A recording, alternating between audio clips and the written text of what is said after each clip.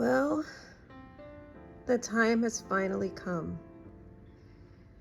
It's my last Belgian chocolate, and I'm sad. I'm very sad that this box will soon be completely empty. But I'm going to cherish this final chocolate. I'm gonna just appreciate it, and when it's gone, I will have the memories left over, fond memories of these Belgian chocolates. I will carry these memories with me forever. So, Leonidas, you and I have had wonderful times together, and I hope that one day we will meet again. For now, it's time.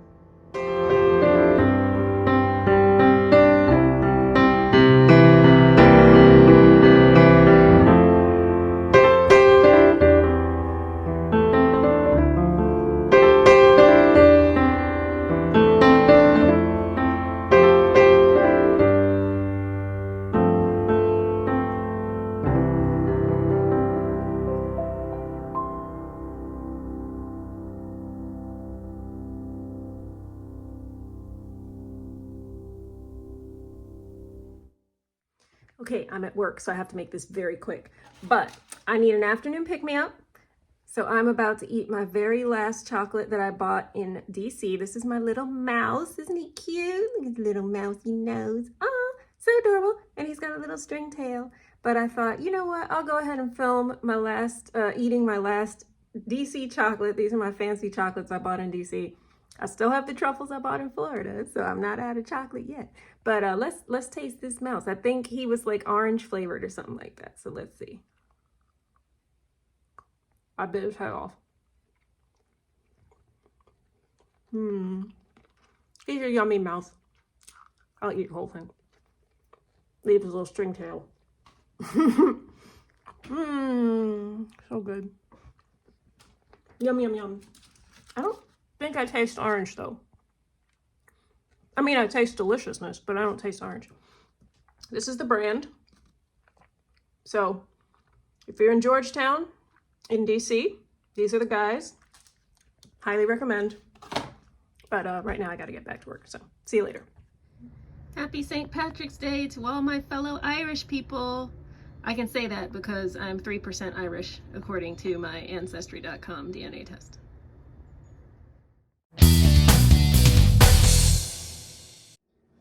Hey, welcome to another episode of Cooking with Christie. Today we are going to be making Japanese curry. Christie, that sounds really fancy. You say, no, it's not, because we have this. The actual curry part is done for us, so that's good. All we have to do is put our meat and our veg and cook it, and then we add the curry. All done. So let's get started. So for my veg, I'm gonna be using carrots. I like baby carrots, they're just easier to chop. So baby carrots, an onion, and some potatoes. So we are going to chop all of that up to start with.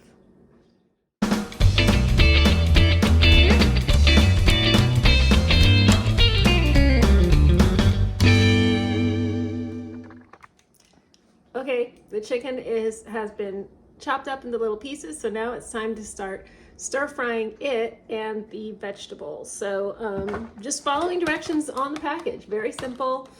Stir fry meat and vegetables with oil in a large skillet on medium heat for approximately 5 minutes. So I'm actually going to use a Dutch oven. And let me go ahead and get my oil in the pot and get that heated up. And then I'm going to start with the chicken and then throw the veggies in after. While the chicken's browning, I thought I could even give you a quick Japanese lesson because it's pretty cool. So on here, we have some English and some Japanese, right? So calories, this actually says calories too. So this is the Japanese alphabet known as katakana, which is used for words that are not Japanese words that have been borrowed into Japanese. This character is ka. This character is ro, which is sort of R-O, but there is no R exactly in Japanese. It's sort of a cross between an L and a D and an R, and I can't really say it properly. I will admit that, but it's kado. And then this one is ri, which is again that not R, I, B. And then this line indicates that you hold the ri. So what this ends up being is karori. So it's calories. Cool, right? You want to see the word curry? Because that's on here too. Where is it? Let's see. Right here. Okay, this is smaller. Let me see if you can see that. I'm trying to see what I'm pointing at. There it is. Okay. So there's that ka again. That's the same ka that was in karori. Karori. It's right there. Ka. Right? Ka. This is re. And there's that line. You remember what that means? It means you hold this. So this, kare. Curry. Ta-da! Cool. I know. I don't know a lot of Japanese. I can read the characters somewhat. I do not know a lot of kanji. I am not functionally literate. I cannot hold a full conversation. But it just tickles me when I can read little things like that on a box. What can I say?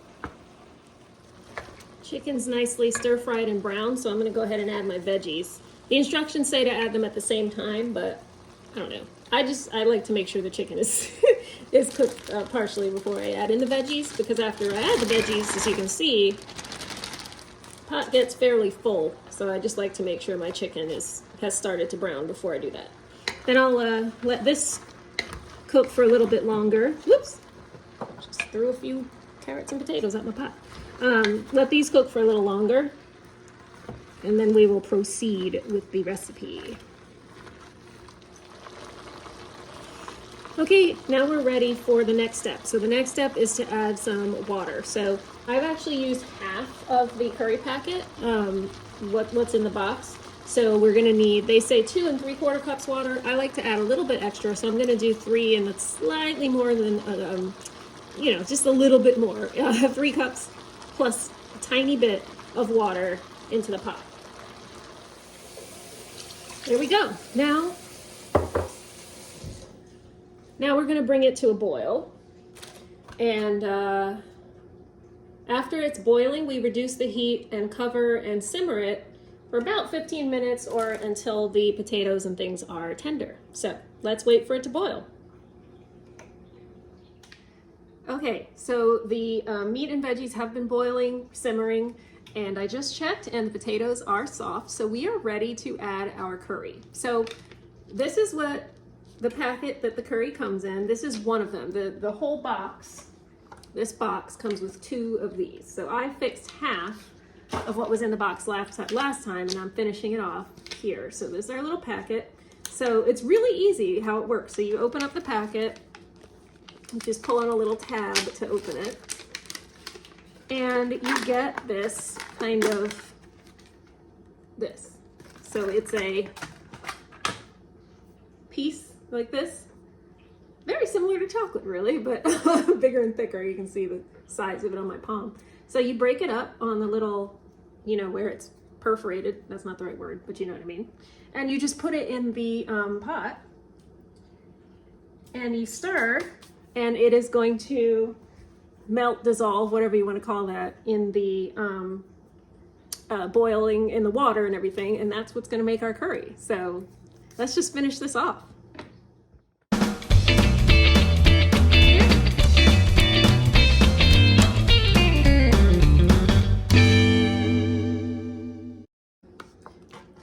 As you can see, we now have it, it's a lot browner, it's starting to thicken. So the curry is incorporating itself in to the mixture. So we'll just keep stirring it, it'll get thicker and thicker. But yeah, this is basically it. It's basically done. I like to let it simmer for a little longer even after the curry has been incorporated. I don't remember if it says to do that on the box or if I just decided to. It does say to simmer for approximately 5 minutes. I usually leave it on a bit longer because I really like to make sure that flavor's like really in there. But look at that.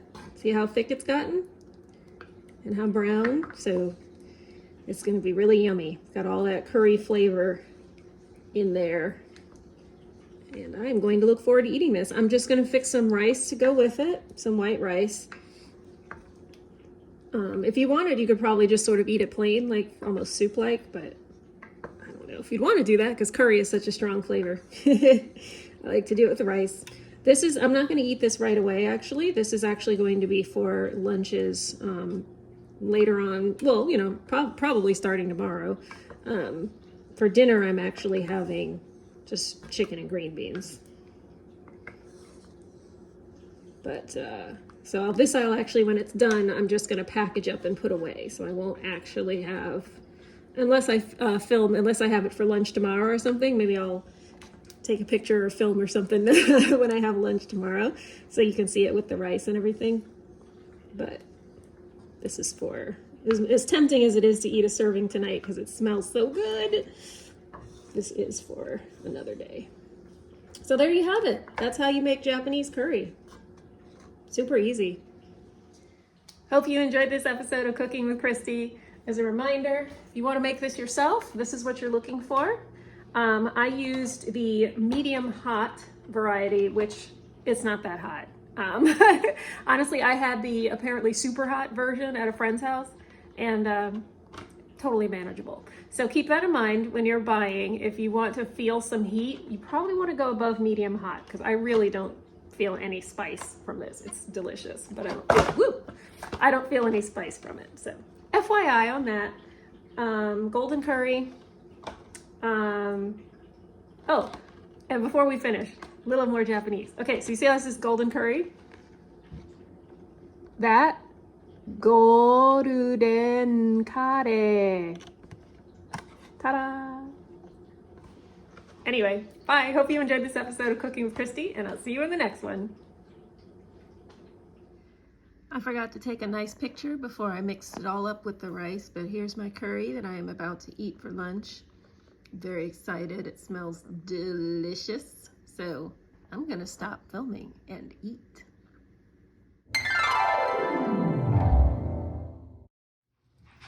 Here we go. Time for a chat pack. Let's see what we are going to learn today for our question of the week. So, what is the best piece of advice you have ever received in your life? Best piece of advice I've ever received in my life. That's a hard one. Goodness. Nothing's really, nothing in particular is coming to mind because I feel like, just growing up, growing up is just advice after advice after advice, if that makes sense. Maturing, I don't know. Okay, I guess, well, is that advice or is that just...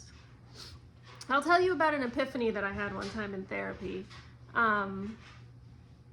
that definitely changed the way I think and the way about myself and about situations. So I think there was definitely a time in my life where whenever anything like went wrong or whenever I had a disagreement with anybody, I would automatically assume that I was in the wrong, no matter what. And I was in therapy, and I don't even remember how it came up or like what brought it up. But I distinctly remember the therapist. We were in, it was kind of stereotypical. I was on a couch talking to this therapist, and she pointed to a couch cushion. So the couch I was on, I don't remember what color it was. Let's pretend it was blue, like this. She said, if I told you that cushion was green, what would you say? What would you think? And my answer was, I would think that it was green and that there's something wrong with my eyes. And that was like an epiphany to me of like, I'm not always wrong. Like it's the other person doesn't always have the correct answer. And that really just immediately for me changed the way I thought of myself and the way I thought about circumstances. Like obviously I'm not always right either, but recognizing that I have value too, and that sometimes I'm right. And I need to be able to stand up for myself and to have self-esteem, to know that I have something to offer. That really kind of, before that point, I really didn't believe that. So I guess I'm gonna say that that's the answer. That's the advice. Well, like I said, is that advice or is that just anyway? But yeah, that I have value, that I have something to offer, and that really was a turning point for me. Here we are on Sunday. I am relaxing. I've got laundry in the dryer. If you can hear that in the background, that's what that is. I have chicken in the crock pot. I made a breakfast quiche that I just finished packaging and putting in the freezer. And now I've watched the church service. Now I'm ready to just sit and relax for the rest of my Sunday and really just, it's been a very nice weekend. I had Friday off, which was also nice. Got a bunch of stuff done on Friday. Did some stuff yesterday, a little bit today, but now, like I said, ready to totally relax. I have enjoyed my 3-day weekend. It's been very good. I feel very well rested and ready to get back to work tomorrow. So that is definitely a good thing, especially considering that work is going to be busy. We'll continue to be busy for like another month or so, month and a half. I don't know. It'll be busy for a minute, but I'm prepared. I feel good about it. So I'm working my way through the last of my fancy chocolates. Now I have these are truffles that I bought in Florida on my second work trip. Norman Love Confections. I bought 7 of them, and I have 2 left. I still have all the empty. I don't know why I do that. Like, why would you leave those in the box? Anyway, so the 2 left. This one is has like chili in it, so it's a little bit spicy, very slightly, because I bought 2 of this one, and it's very slightly spicy. It's not much at all. And this one, I don't remember. It might be tiramisu flavored. They're both dark chocolate, so flavored as tiramisu or whatever it was. I actually don't kind of remember. I think it's tiramisu though. But I'm saving those last 2. I'm not gonna eat them now. Yeah, I'm gonna save those. Maybe I'll probably end up having them tomorrow or something. We'll see. I'm just gonna put that aside. I still have chocolate for after that, but not fancy chocolate. And then I'll be back to my regular Lindt Excellence and my Ferrero Rocher dark chocolate bars. But that's the last of my fancy chocolate. It's okay. I do still miss the Belgian chocolate. I really wish I had more of that. But anyway, I'm just like daydreaming about Belgian chocolate. I made cookies yesterday. So I made cookies on Friday, and I had to throw them away because I forgot the baking soda. And I did not know it would make that big a difference. Like, the cookies were gross. Like, I took a bite and I was like immediately spit it out. It was nasty. Like, what in the world? So I had to make another batch yesterday.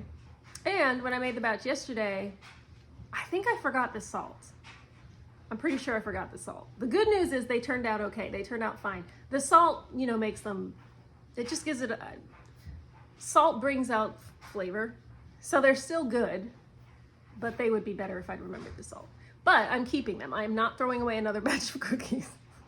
It's ridiculous.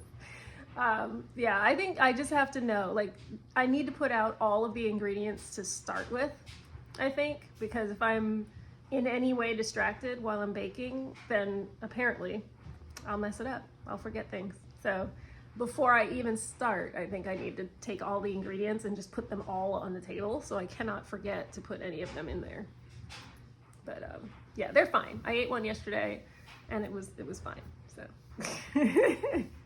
I'm going to do another drawing this evening, I believe. Get back kind of into routine on drawing.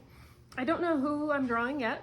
I have a folder full of photos that I have chosen of people to draw. So I'll pick somebody. I want to pick a kind of either like an easy pose, because the last drawing I did before my trips, I drew my brother-in-law, and it was like, and in the angle, the photo was at a kind of a weird angle, and I think I really struggled with that. So until I have improved my skills, I really need to have fairly normal, just either straight on or maybe 3/4, but not, I'll try not to get too many.